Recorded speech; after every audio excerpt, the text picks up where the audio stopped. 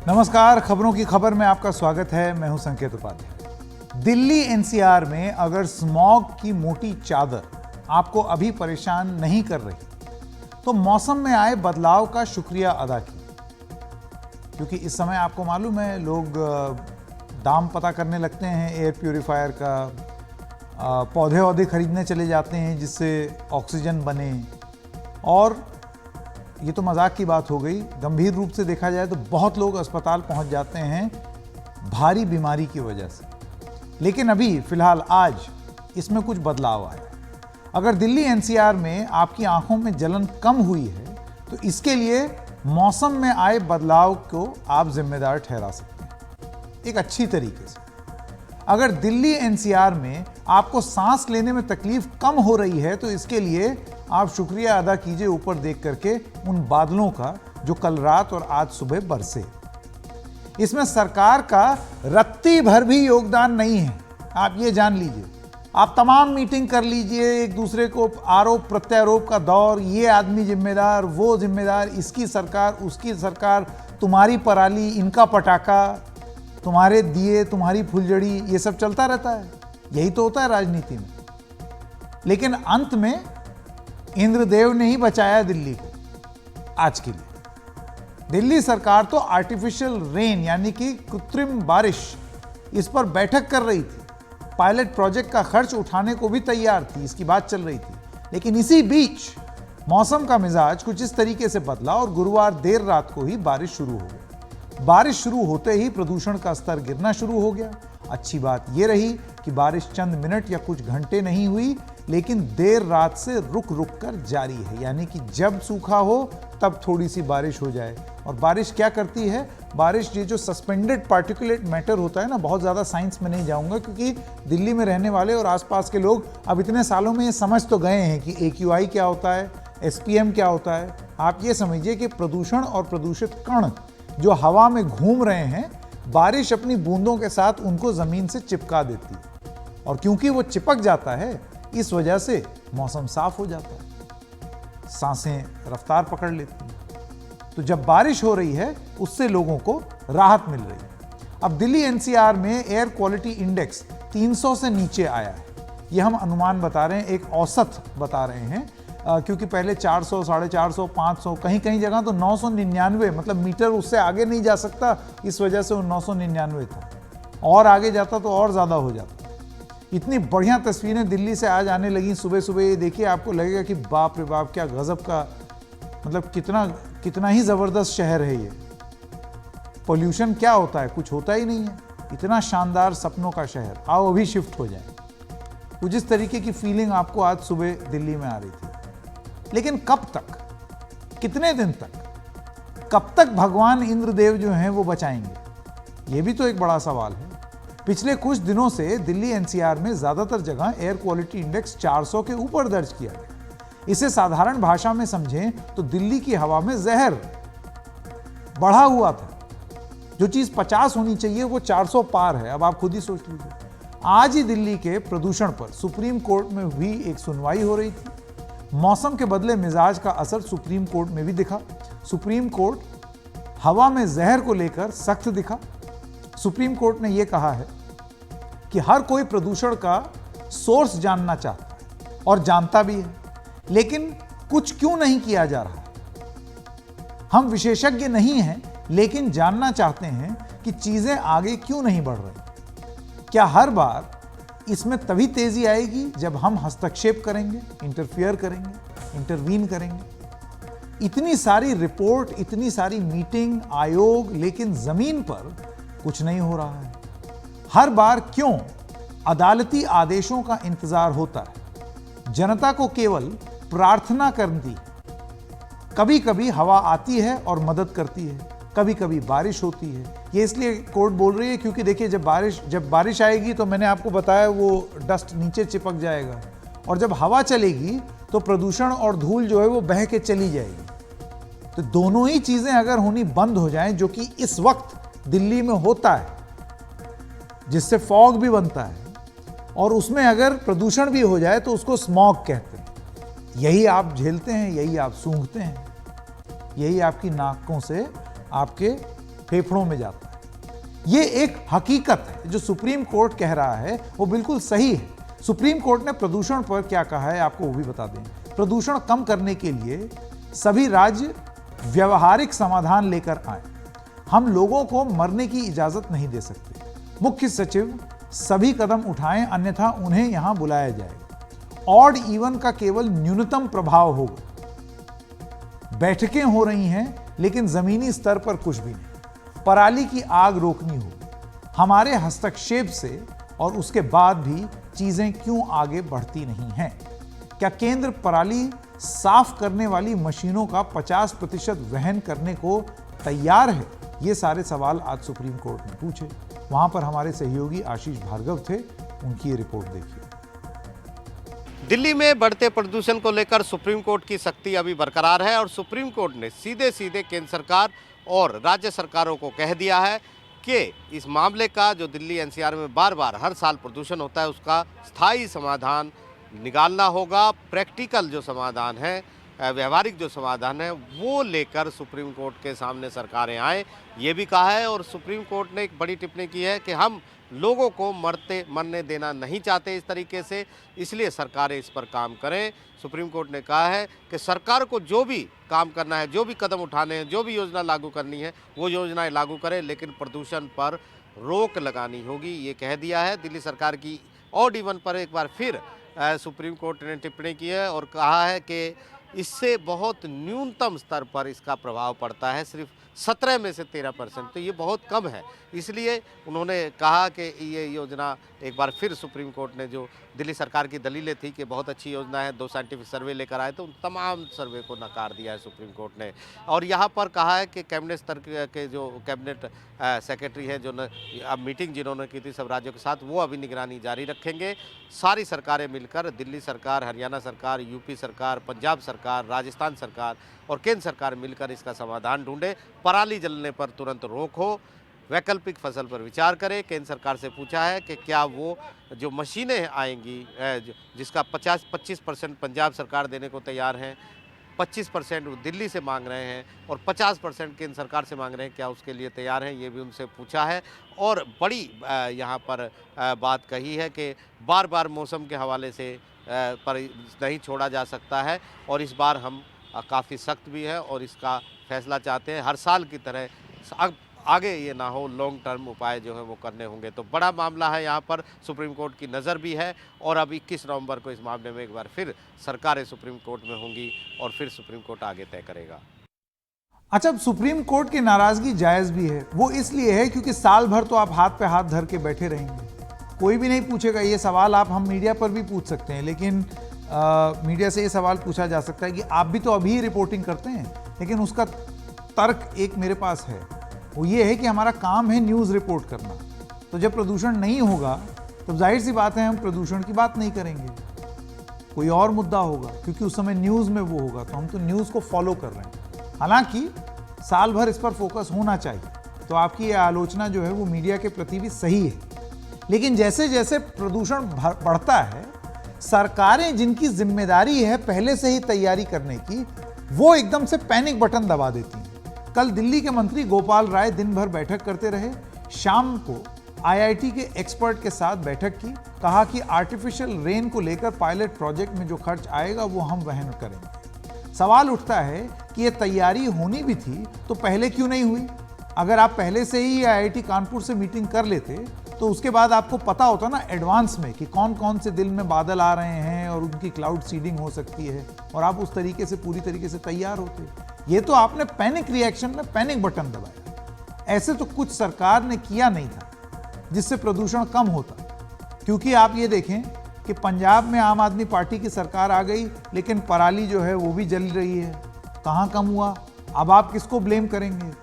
पहले जब दिल्ली में सरकार थी तब कैप्टन अमरिंदर सिंह को ब्लेम कर दिया जाता था, ये बता दिया जाता था कि आपके पंजाब में पराली जल रही है। अब तो आपके पंजाब में पराली जल रही है, बगल के हरियाणा में पराली जल रही है, पश्चिमी उत्तर प्रदेश में पराली जल रही है। कुछ बदला तो है नहीं, साल दर साल वही चीज़ हो रही है। तो भला हो बारिश हो गई, नहीं तो फिर वही समस्या रहती। मौसम बदला और प्रदूषण बढ़ेगा, ये तो सबको पता था, सरकार को भी पता था। इसके बाद तस्वीरें आनी शुरू हुई कि कई मंत्री सड़कों पर आ गए हैं, ये देख रहे हैं कि दूसरे राज्यों में ग्रैब 3 लागू होने के बाद कितनी गाड़ियां आ रही हैं। क्या मंत्रियों की रात भर ये जो पहरेदारी है उससे गाड़ियों की एंट्री बंद हो जाएगी? अगर ऐसा है तो ये तैयारी भी पहले कर लेनी चाहिए थी। अभी क्यों हो रही है आनन फानन में? कहीं ऐसा तो नहीं है कि ये मीडिया हेडलाइन मैनेज करने की कोशिश है कि तस्वीरों में दिखे कि एकदम चुस्त दुरुस्त लोग मैदान में उतरे, इस तरीके की हेडलाइन मैनेज हो जाए। और ये सिर्फ दिल्ली की आम आदमी पार्टी की बात नहीं हो रही है, सब जगह कुछ इसी तरीके का रिस्पॉन्स होता है आनन फानन में, अंग्रेजी में जिसको कहते हैं नी जर्क। एक बात जरूर समझ लीजिए, प्रदूषण पर बात सिर्फ दिल्ली की नहीं हो रही है, जैसे कि हमने अभी थोड़ी देर पहले बताया। ये हालात हरियाणा के गुरुग्राम और फरीदाबाद में भी है, उत्तर प्रदेश के नोएडा, ग्रेटर नोएडा और गाजियाबाद में भी है। क्योंकि इस तरीके से तो हो नहीं सकता है कि प्रदूषण सिर्फ दिल्ली में हो, या दिल्ली के बॉर्डरों के बाहर अगर कोई प्रदूषण हो तो वो नाकेबंदी में हवा वहीं रुक जाए, ऐसा तो होगा नहीं। जब भी प्रदूषण बढ़ता है ऑड इवन की बातें शुरू हो जाती हैं। इस बार भी यही हुआ है। दिल्ली सरकार तैयारी में जुट गई है, लेकिन फिर बारिश की वजह से उन्हें पीछे हटना पड़ा। अब ऑड इवन पर फैसला दिवाली के बाद होगा। सरकार प्रदूषण की समीक्षा करेगी और फिर फैसला करेगी। दिल्ली सरकार ने 13 नवंबर से शुरू होने वाला ऑड इवन 13 से 20 नवंबर तक जो ऑड इवन दिल्ली में चलना था उसको टाल दिया है। दिल्ली के पर्यावरण मंत्री गोपाल राय हमारे साथ हैं। सर, क्या सुप्रीम कोर्ट जिस तरह से टिप्पणी कर रहा है या ये मान रहा है कि बहुत ज़्यादा इफेक्टिव नहीं है ऑड इवन, क्या उसके चलते इसको टाला गया है? नहीं, अभी सुप्रीम कोर्ट के तो फैसले का रिटन ऑर्डर का हम लोग इंतजार कर रहे हैं। सुप्रीम कोर्ट का जो ऑर्डर आएगा उसको स्टडी करके आगे का निर्णय लेंगे। लेकिन अभी जिस तरह से रात से बारिश हुई है, क्योंकि odd even is emergency measure, serious plus category में जब दिल्ली की AQI गया था, उसके बाद ऑड इवन को लेकर के सरकार ने निर्णय लिया था। अभी जो रात से बारिश हुई है, इस समय जो AQI है उसमें काफी गिरावट दर्ज की जा रही है, प्रदूषण के स्तर में सुधार हो रहा है। तो ऐसे में ये निर्णय लिया है सरकार ने कि अभी जो 13 से 20 का था उसको पोस्टपोन किया जा रहा है और दिवाली के बाद प्रदूषण की स्थिति की समीक्षा करके और फिर आगे का निर्णय लेंगे। कृत्रिम बारिश पर सुप्रीम कोर्ट कह रहा है कि वो आपके ऊपर है, आप जैसा मर्जी करिए, कोर्ट उस पर कुछ कहना नहीं चाह रहा है, तो उस पर क्या रहेगा अभी? नहीं, जैसा मैंने कहा कि हमने कई पॉइंट्स पे सुप्रीम कोर्ट के सामने अपना सबमिशन रखा था। अच्छा। और सुप्रीम कोर्ट का रिटेन ऑर्डर, क्योंकि कई बार हमने देखा है कि ऑब्जर्वेशन जो होता है और रिटेन ऑर्डर की महत्ता अलग होती है, तो रिटेन ऑर्डर को एक बार आने के बाद फिर जो सबमिशन हमने किया था उस पर जो सुप्रीम कोर्ट ने कहा है आगे का एक्शन उसके हिसाब से बनाएंगे। बस एक आखिरी सवाल, जो ऐप बेस्ड टैक्सी है जो दिल्ली से बाहर की, जिसके बारे में कहा जा रहा है कि भी उनको उस पर रोक लगाई जाए, उस पर क्या क्लैरिटी आ गई है? नहीं, वो अभी मैंने कहा ना कि जो ये सारे पॉइंट्स जो सुप्रीम कोर्ट के थे उस पर हमने वहाँ सबमिशन किया और उस पर रिटेन ऑर्डर आने के बाद ही हम उस पर जो है निर्णय लेंगे। तो उसका मतलब यह है कि जब तक वो उस पर क्लैरिटी नहीं आती तब तक वो टैक्सी चल सकती हैं? हाँ, मतलब जो सुप्रीम कोर्ट का ऑर्डर जो आने के बाद उस पर जो क्लियरिटी आएगी उसके बाद ही हम उसके एक्शन प्लान बनाएंगे। ठीक, बहुत बहुत धन्यवाद। दिल्ली से अपने कैमरा सहयोगी संजय कौशिक के साथ मैं Sharad Sharma, NDT media. Delhi NCR में गुरुवार देर रात से जो बरसात और हवा चलने का सिलसिला शुरू हुआ वो शुक्रवार शाम तक बल्कि रात तक चलता रहा। नतीजा ये हुआ कि आबो हवा जो दिल्ली की बहुत ज़्यादा खराब थी, पॉल्यूशन बहुत ज़्यादा था, चारों तरफ धुआं हो रहा था, सांस लेना मुश्किल हो रहा था, वो जो है परिस्थितियां बदल गई और मौसम बिल्कुल साफ और सुहाना हो गया। इसका एक और नतीजा हुआ वो ये कि दिल्ली सरकार जो ऑड इवन लागू करने जा रही थी 13 नवंबर से, यानी कि दिवाली के बाद से, दिवाली के एकदम बाद से ही लागू होना था ऑड इवन दिल्ली के अंदर 13 से 20 नवंबर तक, तो अब दिल्ली सरकार भी ये लागू नहीं कर रही है और ये कहा गया है कि दिवाली के बाद ये लागू करने के बारे में या इसके बारे में आगे क्या करना है ये आगे फैसला लिया जाएगा। दरअसल दिल्ली सरकार तो ऑड इवन लागू करना ही नहीं चाहती थी, लेकिन क्योंकि हालात बहुत ज़्यादा खराब हो गए और ये ग्रैब के नियम के तहत तय होता है कि जब हालात बहुत ज़्यादा खराब हो जाएंगे, गंभीरतम स्थिति दिल्ली NCR में आ जाएगी, तो ऑड इवन लागू करना एक इमरजेंसी मेजर के तहत इसको लागू किया जाता है। तो इसीलिए सरकार ये योजना लाने का जो है फैसला कर रही थी, वरना ये योजना ऐसी है जिसमें सरकार की आलोचना ही होती है, क्योंकि लोग ये कहते हैं कि अगर आपने काम नहीं ठीक किया, आपने पोल्यूशन की स्थिति आपने ठीक नहीं करी है, तो इसमें हमारा क्या दोष है? हमें क्यों जबरदस्ती अपनी प्राइवेट कार घर पर रखने के लिए कहा जा रहा है और अपने पास कार होते हुए हमें कार पूल करने के लिए, हमें टैक्सी में जाने के लिए क्यों कहा जा रहा है? साथ ही ये भी था कि दिवाली के एकदम बाद यानी कि गोवर्धन पूजा के दिन से और जब भाई दूज का त्योहार होगा तो उस दिन भी दिल्ली के अंदर ऑड इवन लगा हो, तो और ऊपर से सरकार को ये योजना लागू करने के लिए बहुत ज्यादा फोर्स लगानी पड़ती है, ट्रैफिक पुलिस भी लगती है, तब जाके ये योजना जो है कारगर होती है। क्योंकि अगर योजना लागू की है तो चलान वलान काटने के लिए, इसको लागू करवाने के लिए लोग भी तो चाहिए होते हैं।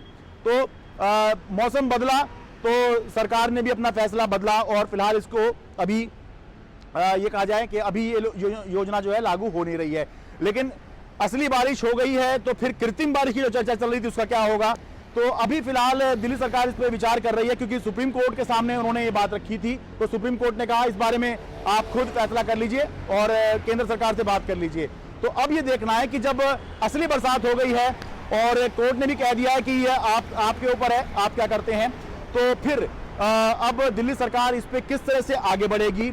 और दिल्ली सरकार से भी ज्यादा जरूरी इस मामले ये है कि चलिए दिल्ली सरकार अगर कृत्रिम बारिश करना भी चाह रही है तो तब तक ये कृत्रिम बारिश नहीं हो सकती जब तक केंद्र सरकार इसमें तत्परता ना दिखाए। केंद्र सरकार ना चाहे तो ये कृत्रिम बारिश नहीं हो सकती, और क्योंकि बहुत सारी परमिशन उसने देनी है, जब तक वो परमिशन नहीं दी जाएंगी तब तक ये जो कृत्रिम बारिश है ये दिल्ली के अंदर नहीं हो सकती है। अब मौसम विभाग का कहना है कि बारिश शनिवार से यानी कि शनिवार से दिल्ली एनसीआर में बंद हो जाएगी, यानी कि सैटरडे। हालांकि वेस्टर्न डिस्टर्बेंस जिसकी वजह से उत्तर पश्चिमी भारत के इलाकों में हवा की दिशा बदली है, इसी की वजह से दिल्ली एनसीआर में प्रदूषण पहुंचने की संभावना कम होती है। आइए सुनते हैं मौसम विभाग क्या कहता है। मेरे साथ मौसम विभाग के director general doctor M Mahapatra हैं। साइंटिफिकली क्या सिग्निफिकेंस है इस रेनफॉल का दिल्ली एनसीआर इलाके की? जैसे हमने पहले प्रेडिक्ट किया था, इस हिसाब से एक western disturbance north west India के ऊपर अभी मूव कर रहा है। इसकी वजह से कल से बारिश हो रहा है, जैसे पंजाब, हिमाचल प्रदेश, उत्तराखंड, जम्मू एंड कश्मीर, लद्दाख, हरियाणा, चंडीगढ़, दिल्ली, अभी वेस्ट यूपी एरिया का भी बारिश हो रहा है। सो जब बारिश होता है तब एटमॉस्फेयर में जैसे स्कैवेंजिंग एक्शन होता है, जो पोल्यूटेंट्स सस्पेंडेड होते हैं एटमॉस्फेयर के अंदर, जब बारिश होता है वो सब नीचे आ जाते हैं। इसमें जो एटमॉस्फेयर है अर्थ को लगे हुए वो क्लियर हो जाता है, इसलिए आपका एनवायरनमेंट क्लीनर हो जाता है।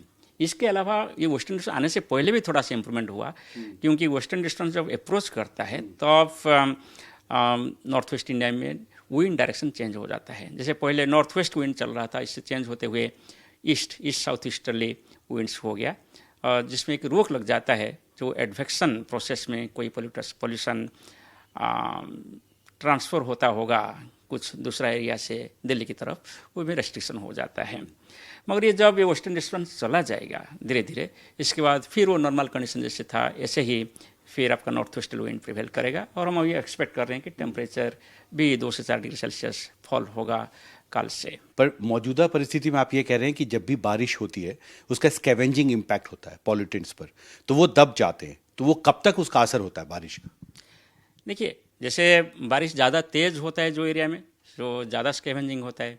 बारिश कम होगा, ड्रिजल जैसे होगा तो स्कैवेंजिंग कम होता है। और सिर्फ बारिश नहीं, इसके साथ साथ विंड स्पीड, विंड डायरेक्शन, ये सब भी मैटर करता है। आपका डिस्पर्सन भी हो सकता है, विंड डिस्पर्स कर देता है पोल्यूशंस को, और इसके साथ साथ विंड्स मध्य इसको सबसाइड कर देता है अर्थ के ऊपर।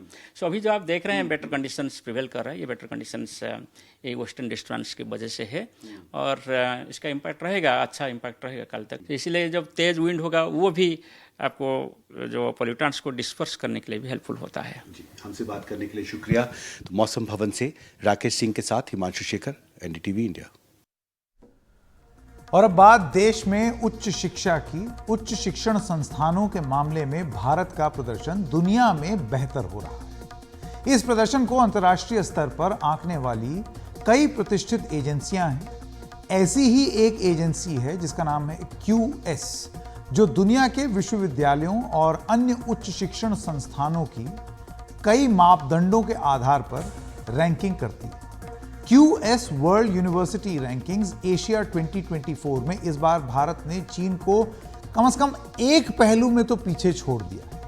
एशिया की QS वर्ल्ड यूनिवर्सिटी रैंकिंग्स 2024 में 25 देशों के 856 उच्च शिक्षण संस्थानों को शामिल किया गया है, जिनमें भारत की 148 यूनिवर्सिटी और उच्च शिक्षण संस्थानें हैं, उनको रैंकिंग दी गई है। तो चीन की जो संस्थाएं हैं वो उससे भी ज्यादा है, यानी कि भारत की ज्यादा है। चीन की 133 है और भारत की 148, और जापान की 96 उच्च शिक्षण संस्थान यानी कि हायर एजुकेशन की जो इंस्टीट्यूशंस हैं वो इन रैंकिंग में है।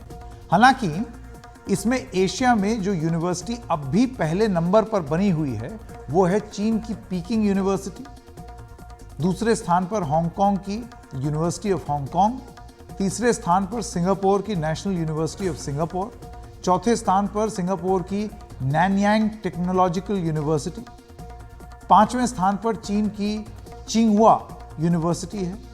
तो अभी यहां तक के लिए भारत का रास्ता लंबा है, टॉप 5 में नहीं आए हम लोग। लेकिन एशिया के टॉप 100 यूनिवर्सिटी में भारत के 7 शिक्षण संस्थान हैं। इनमें IIT बॉम्बे को 40वां स्थान, IIT दिल्ली को 46वां, IIT मद्रास को 53rd पोजीशन है। साइंटिफिक रिसर्च के लिए देश के जाने माने संस्थान Indian institute of science Bengaluru की 58th पोजीशन है, 58वीं जो स्थान है वो उनको मिला है। 59th पोजीशन मिली है IIT खड़गपुर को, 63rd पोजीशन यानी कि 63वीं पोजीशन मिली है IIT कानपुर को। दिल्ली विश्वविद्यालय जो है वो 94th पोजीशन पे यानी कि 94वां जो स्थान है वो हासिल हुआ है। पिछले साल के मुकाबले इस साल इस रैंकिंग में भारत की 37 यूनिवर्सिटी बढ़ गई, जबकि चीन की 7 नई यूनिवर्सिटी को इस रैंकिंग में जगह मिली है। ब्रिटेन की कंपनी QS दुनिया भर में उच्च शिक्षण संस्थाओं के विशेषण, उनका जो एनालिसिस करती है, विश्लेषण करती है, उससे जुड़ी हुई है, जो कई इंडिकेटर्स पर शिक्षण संस्थानों का मूल्यांकन करती है। यह है एकेडमिक रेपुटेशन यानी कि अकादमिक साख, एम्प्लॉयर रेपुटेशन यानी कि नियोक्ता की साख, अंतर्राष्ट्रीय संबंध नेटवर्क, इंटरनेशनल रिलेशंस नेटवर्क, प्रति पेपर साइटेशन, प्रति फैकल्टी पेपर, स्टाफ में PhD, अंतर्राष्ट्रीय फैकल्टी, अंतर्राष्ट्रीय छात्र और विदेशों में पढ़ने गए एक्सचेंज स्टूडेंट्स। QS के senior vice president Ben sorter, उनका कहना है कि QS रैंकिंग में भारतीय विश्वविद्यालयों का बढ़ना और शोध में उनका योगदान इस इलाके के शैक्षणिक क्षेत्र में एक उल्लेखनीय विकास को दिखा रहा है। यह दिखाता है कि दुनिया के शैक्षणिक समुदाय में भारत का कद और ऊंचा होने की दिशा में एक नया रास्ता तैयार हो रहा है। QS की रेटिंग जिन 10 इंडिकेटर्स पर तय होती है, इनमें जैसे कि हमने आपको बताया एकेडमिक रेपुटेशन है, उस मामले में भारत अभी औसत से नीचे है, औसत 19 है और भारत 11.8 पर है। एम्प्लॉयर रेपुटेशन यानी कि नियोक्ता की साख अगर है, उस मामले में भी भारत औसत से नीचे है, औसत 18 है तो भारत 9.6। लेकिन पेपर्स पर फैकल्टी मेट्रिक यानी प्रति फैकल्टी छपे शोध पत्रों की संख्या के मामले में भारत दूसरे स्थान पर है। इसमें औसत 14.8 है, भारत का अंक 36 है, 36। इस मामले में टॉप 10 यूनिवर्सिटी में भारत के 7 उच्च शिक्षण संस्थान शामिल हैं, जो एक अच्छी बात है। इसका मतलब यह है कि उच्च शिक्षा में पठन पाठन से जुड़े हमारे शैक्षणिक समुदाय का रिसर्च में योगदान काफी शानदार हो रहा है। स्टाफ में PhD के मामले में भारत का स्कोर तीसरे स्थान पर है, औसत 22 है तो भारत का स्कोर 42.3 है। यह दिखा रहा है कि रिसर्च में भारत का योगदान काफी मजबूत हो रहा है। इस मामले में हांगकांग और ताइवान ही भारत से आगे है।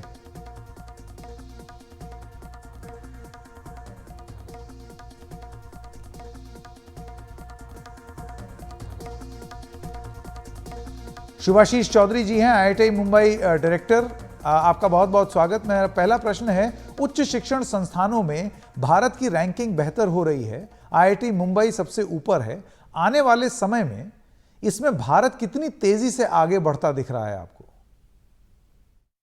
हमारे जो देश के अभी जो स्थिति है उसमें एजुकेशन जो नेशनल एजुकेशन पॉलिसी एक किया है, उसके लिए सारे देश के जो पूरा जो शिक्षा व्यवस्था है उसका एक उसमें रिसर्च और फ्लेक्सिबिलिटी दिया गया है।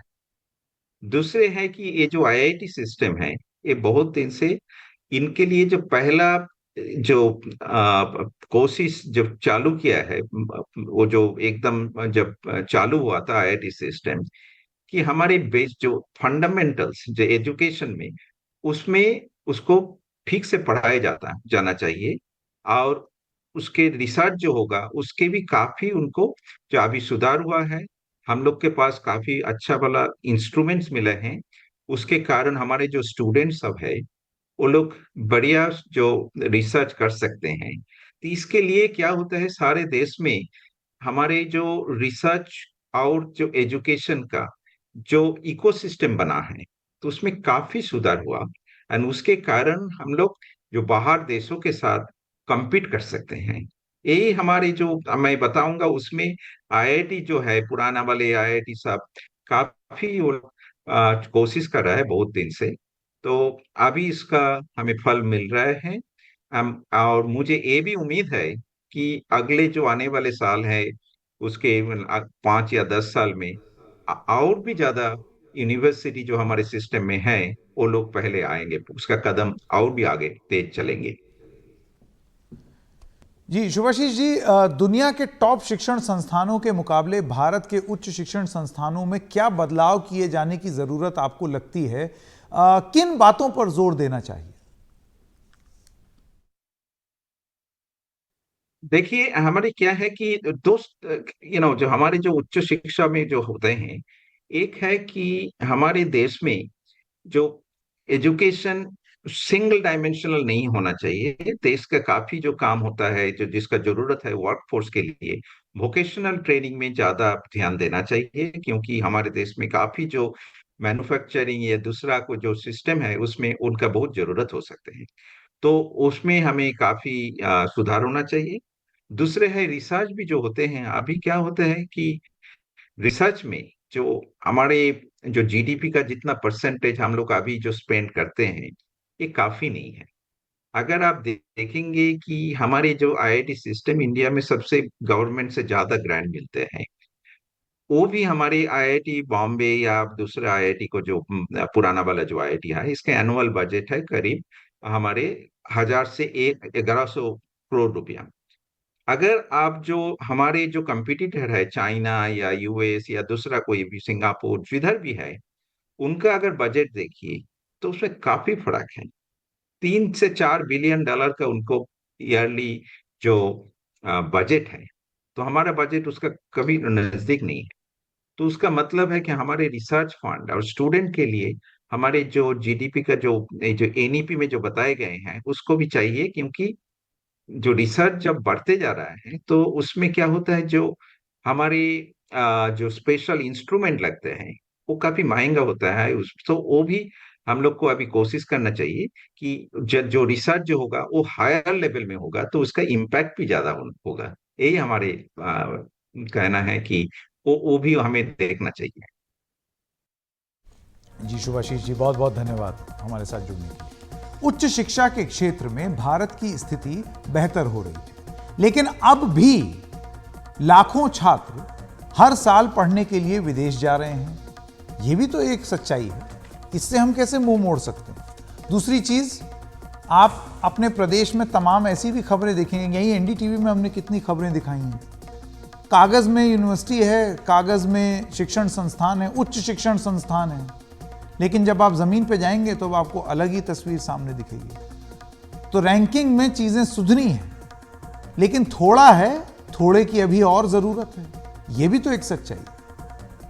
इस सिलसिले में इंडियन स्टूडेंट मोबिलिटी रिपोर्ट 2023, और हम बात कर रहे हैं कि शिक्षण संस्थानें बेहतर होने के साथ साथ विदेश जाकर पढ़ने की जरूरत महसूस करने वाले लोग, उसको लेकर के भी कुछ आंकड़े सामने आए।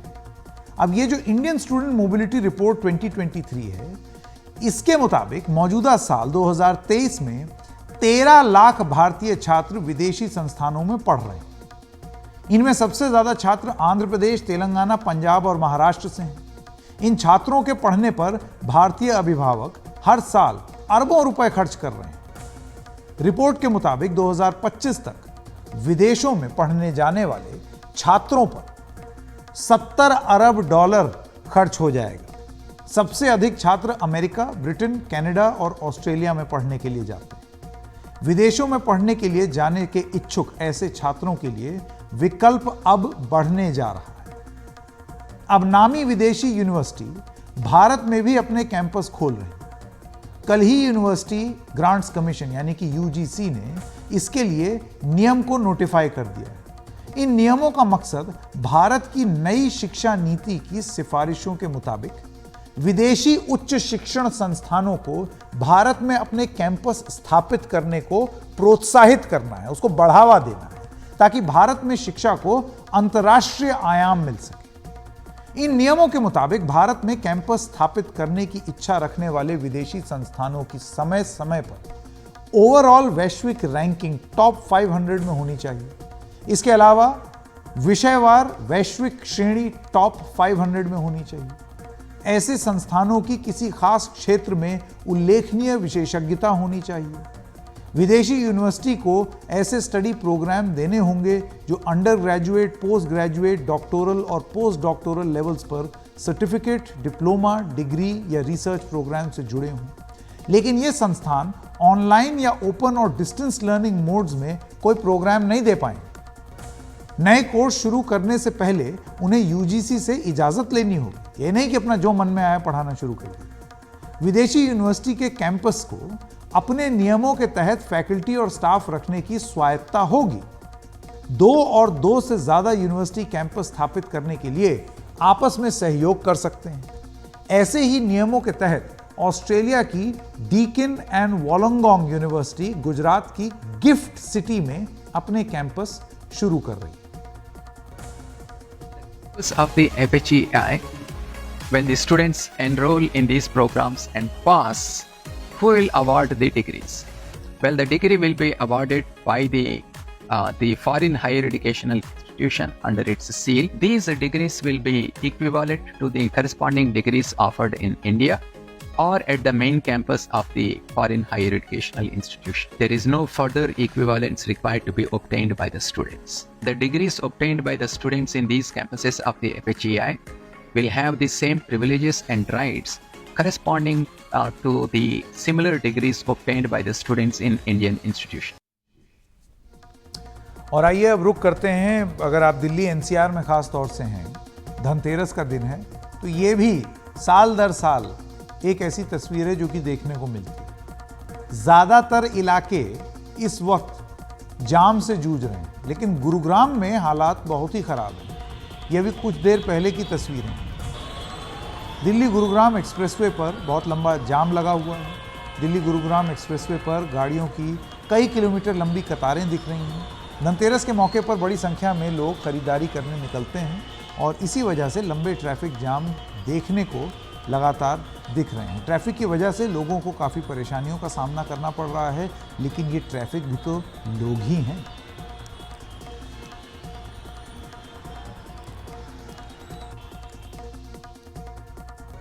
छोटे से ब्रेक के लिए रुक रहे हैं, अभी हाजिर हो।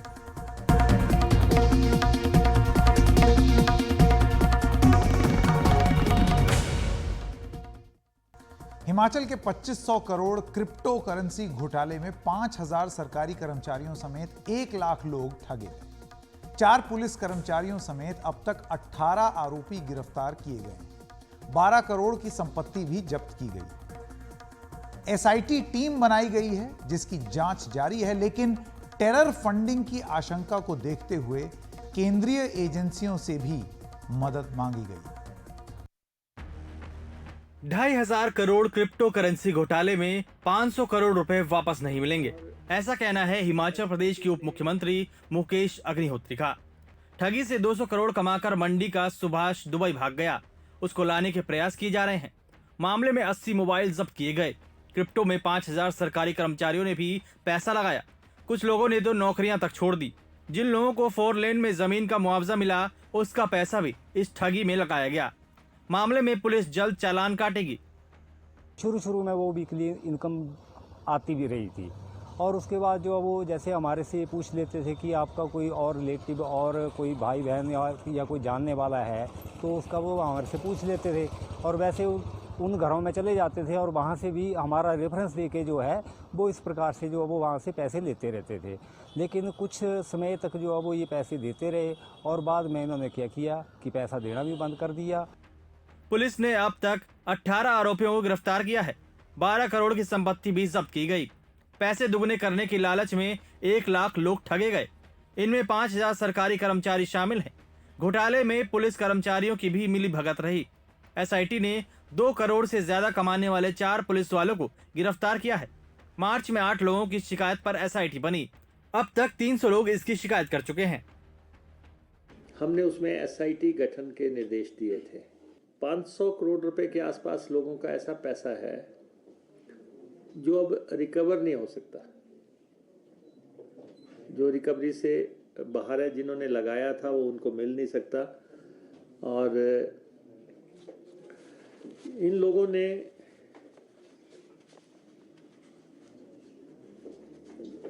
लगभग 1 लाख लोगों को, हिमाचल के 1 लाख लोगों को इसमें इन्वॉल्व किया है और 2.5 लाख के आसपास आईडीज जो है इसमें इन्वॉल्व है। ये पूरा डिजिटल स्कैम है। हिमाचल प्रदेश के डीजीपी संजय कुंडू के मुताबिक मामले में 100 लोग गिरफ्तार किए जा सकते हैं। जब्त की गई 12 करोड़ की संपत्ति में दुबई भागे मुख्य सरगना सुभाष शर्मा की 3 करोड़ की संपत्ति भी शामिल है। पुलिस ने कोर्ट में स्टेटस रिपोर्ट पेश कर दी है। वैसे हमीरपुर के एकमात्र आरोपी को जमानत भी मिल गई। हिमाचल पुलिस टेरर फंडिंग की जांच के लिए केंद्रीय एजेंसियों से भी मदद मांग रही है।